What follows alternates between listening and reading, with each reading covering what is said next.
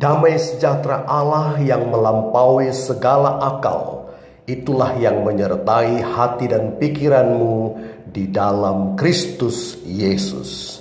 Amin.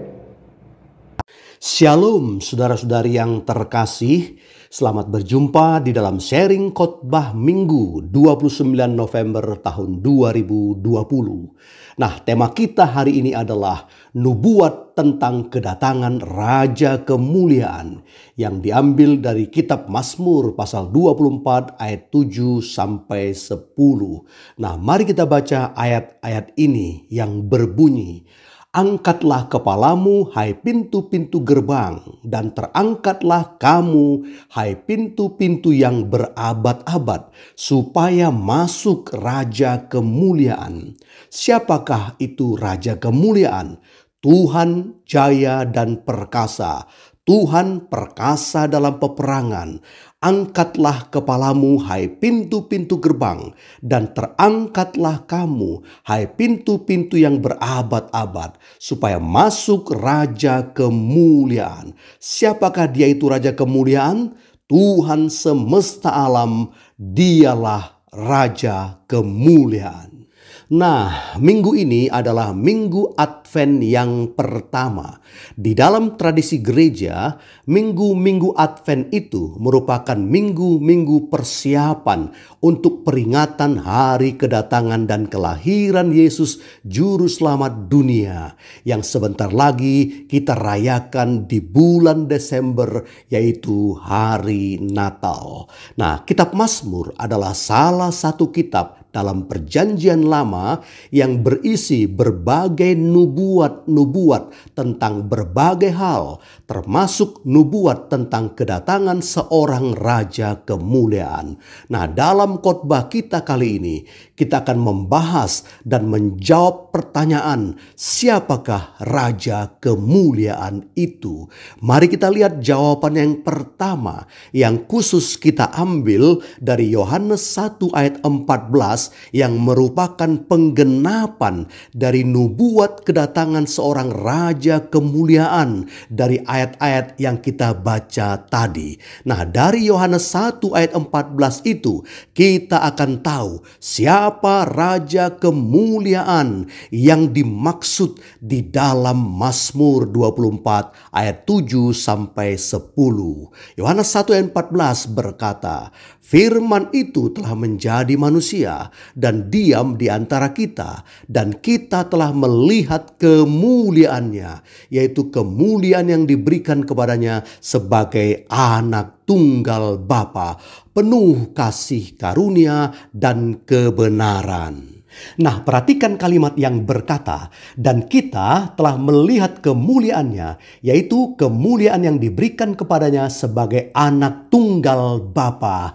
Nah, kalau kita baca ayat ini, siapakah Raja Kemuliaan yang telah dinubuatkan dalam Mazmur 24 ayat 7 sampai 10 tadi? Ayat ini memberikan jawaban yang pertama, bahwa Raja Kemuliaan itu adalah Yesus Allah yang menjadi manusia. Yesus inilah Sang Firman Allah yang menjadi manusia, atau lebih tepatnya, Yesus adalah Allah yang mengambil rupa manusia. Karena ketika Yesus menjadi manusia, dia tidak kehilangan sifat keilahiannya, sehingga Yesus itu sepenuhnya Allah dan sepenuhnya manusia di dalam satu pribadi Yesus. Nah, tidak ada agama manapun di dunia ini yang memiliki iman seperti iman orang Kristen ini, bahwa Allah bisa menjadi manusia. Nah, sebagian orang bertanya, kenapa Yesus itu, Tuhannya orang Kristen itu, harus capek-capek datang ke dunia menjadi manusia? Bukankah kalau Yesus itu Allah yang Maha Kuasa, dia bisa menyelamatkan manusia dari surga tanpa harus turun ke bumi menjadi manusia? Nah, Alkitab menjelaskan dalam Ibrani 9 ayat 22 yang berkata, "Dan hampir segala sesuatu disucikan menurut hukum Taurat dengan darah, dan tanpa penumpahan darah tidak ada pengampunan." Perhatikan kalimat yang berkata, tanpa penumpahan darah tidak ada pengampunan. Nah, dari ayat ini kita tahu bahwa Allah dalam kasih-Nya memilih jalan pengampunan dosa dengan cara penumpahan darah, yaitu darah yang kudus, dengan cara mati di atas kayu salib untuk menggantikan manusia berdosa. Nah, tanpa penumpahan darah, manusia tidak bisa diampuni. Nah, kita lihat di bumi ini semua manusia berdosa dan darahnya kotor.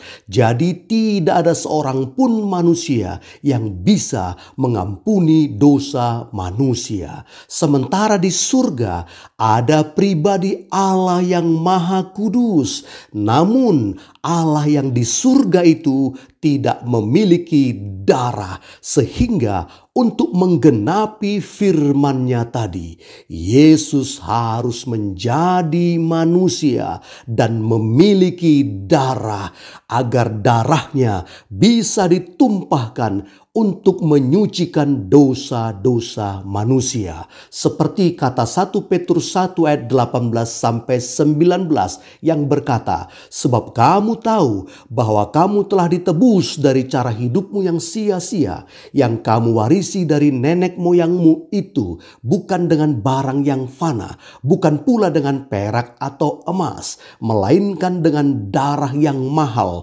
yaitu darah Kristus, yang sama seperti darah anak domba yang tak bernoda dan tak bercacat." Puji Tuhan, Yesus Allah yang menjadi manusia, yang memiliki darah yang kudus untuk menggenapi jalan keselamatan manusia melalui penumpahan darah. Siapakah Raja kemuliaan itu? Dialah Allah yang menjadi manusia di dalam Yesus. Yesus menyatakan kemuliaannya dengan jalan menjadi manusia supaya bisa menjadi juru selamat manusia. Nah, sekarang mari kita lihat jawaban yang kedua dari pertanyaan siapakah Raja kemuliaan itu, yang terdapat di dalam ayat khotbah Mazmur pasal 24 ayatnya yang ke-8 yang berkata, "Siapakah itu Raja kemuliaan? Tuhan jaya dan perkasa, Tuhan perkasa dalam peperangan." Perhatikan kalimat yang berkata, Tuhan jaya dan perkasa. Siapakah Raja kemuliaan itu? Ayat ini memberikan jawaban yang kedua, bahwa Raja kemuliaan itu adalah Yesus Allah jaya perkasa, yaitu Allah yang Maha Kuasa. Perhatikan di situ 2 kali disebutkan bahwa Raja kemuliaan itu adalah Tuhan dengan huruf besar, yang dalam bahasa aslinya adalah Yahweh, yaitu pribadi Allah yang sejati. Itu berarti bahwa Yesus adalah Yahweh itu sendiri yang sehakikat dengan Allah Bapa dan Roh Kudus. Jadi Allah Bapa, Allah Anak yaitu Yesus, dan Allah Roh Kudus adalah Yahweh, Allah Tritunggal yang jaya perkasa dan maha kuasa. Artinya Raja kemuliaan yang datang itu adalah Yahweh yang membawa kuasanya yang jaya perkasa untuk mengalahkan musuh-musuhnya, yaitu iblis dan kuasa maut. Puji Tuhan, karena Yesus itu adalah Yahweh yang Maha Kuasa, Allah yang jaya perkasa. Maka setiap orang yang percaya pada Yesus juga diberi kuasa untuk mengalahkan musuh di dunia ini. Seperti tertulis dalam 1 Yohanes 5 ayat 5 yang berkata, "Siapakah yang mengalahkan dunia selain daripada dia yang percaya bahwa Yesus adalah anak Allah?"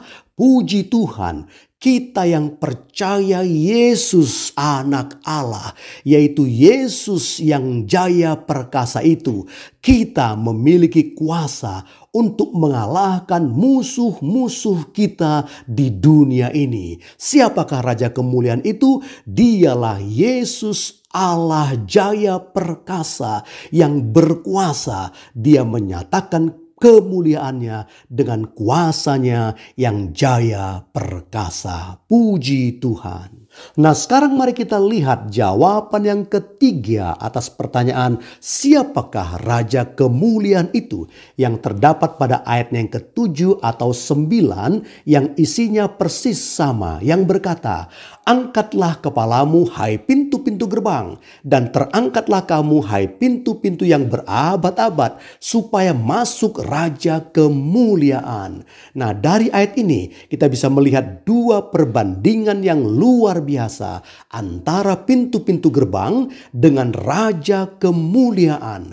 Perbandingan pertama bisa kita lihat pada kalimat "Angkatlah kepalamu hai pintu-pintu gerbang." Nah, pintu-pintu gerbang dalam budaya Israel adalah pintu-pintu yang tinggi-tinggi. Namun Raja Kemuliaan itu jauh lebih tinggi dari pintu-pintu gerbang itu. Lalu perbandingan yang kedua bisa kita lihat pada kalimat yang berkata, "Terangkatlah hai pintu-pintu yang berabad-abad." Nah, pintu-pintu gerbang di Israel adalah pintu-pintu yang sudah sangat lama, sudah berabad-abad. Namun Raja Kemuliaan itu sudah ada jauh sebelum pintu-pintu gerbang itu ada, yaitu sejak dari kekekalan. Nah, siapakah Raja Kemuliaan itu? Ayat ini memberikan jawaban yang ketiga, yaitu Dialah Yesus Allah yang kekal, yang melampaui ruang dan waktu. Nah, Yesus jauh lebih tinggi dari pintu-pintu gerbang itu, meskipun pintu itu diangkat tinggi-tinggi ke atas. Dan Yesus juga sudah ada jauh sebelum pintu-pintu gerbang yang berabad-abad itu ada, yaitu sejak kekekalan. Karena itu, Yesus Allah yang kekal itu menawarkan hidup yang kekal kepada kita yang percaya kepadanya, seperti yang disebutkan dalam ayat terkenal Yohanes 3 ayat yang ke-16 yang berkata, "Karena begitu besar kasih Allah akan dunia ini, sehingga Ia telah mengaruniakan anaknya yang tunggal, supaya setiap orang yang percaya kepadanya tidak binasa, melainkan beroleh hidup yang kekal." Puji Tuhan, Yesus Allah yang kekal itu datang membawa kemuliaan dengan menawarkan hidup yang kekal kepada kita. Siapakah Raja Kemuliaan itu? Dialah Yesus Allah yang kekal, yang melampaui ruang dan waktu. Nah, sekarang mari kita lihat jawaban yang keempat atas pertanyaan siapakah Raja Kemuliaan itu, yang terdapat pada ayat yang ke-10 yang berkata, "Siapakah Dia itu Raja Kemuliaan? Tuhan semesta alam, Dialah Raja Kemuliaan." Nah, perhatikan kalimat yang berkata Tuhan semesta alam. Siapakah Raja Kemuliaan itu? Ayat ini memberi jawaban yang keempat, bahwa Raja Kemuliaan itu adalah Yesus Allah pencipta semesta alam.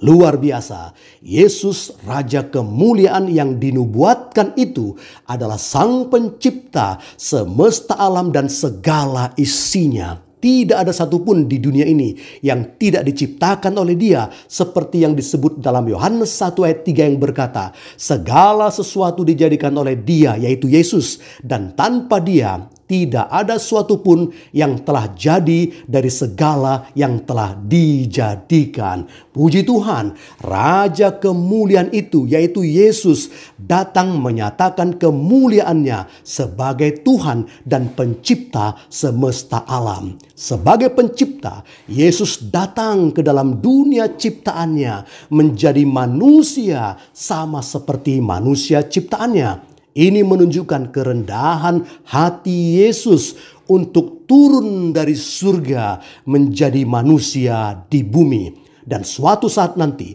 seluruh ciptaannya, baik yang di langit maupun yang di bumi, akan bertekuk lutut di hadapan Yesus, seperti tertulis dalam Filipi 2 ayat 10-11 yang berkata, supaya dalam nama Yesus bertekuk lutut segala yang ada di langit dan yang ada di atas bumi dan yang ada di bawah bumi, dan segala lidah mengaku Yesus Kristus adalah Tuhan bagi kemuliaan Allah Bapa. Puji Tuhan. Siapakah Raja kemuliaan itu? Dialah Yesus, Allah pencipta semesta alam. Nah, kita sudah belajar firman Tuhan dan menjawab pertanyaan, siapakah Raja kemuliaan itu? Dialah Yesus, Allah yang menjadi manusia. Dialah Yesus, Allah jaya perkasa yang maha kuasa. Dialah Yesus, Allah yang kekal, yang melampaui ruang dan waktu. Dan dialah Yesus, Allah pencipta semesta alam.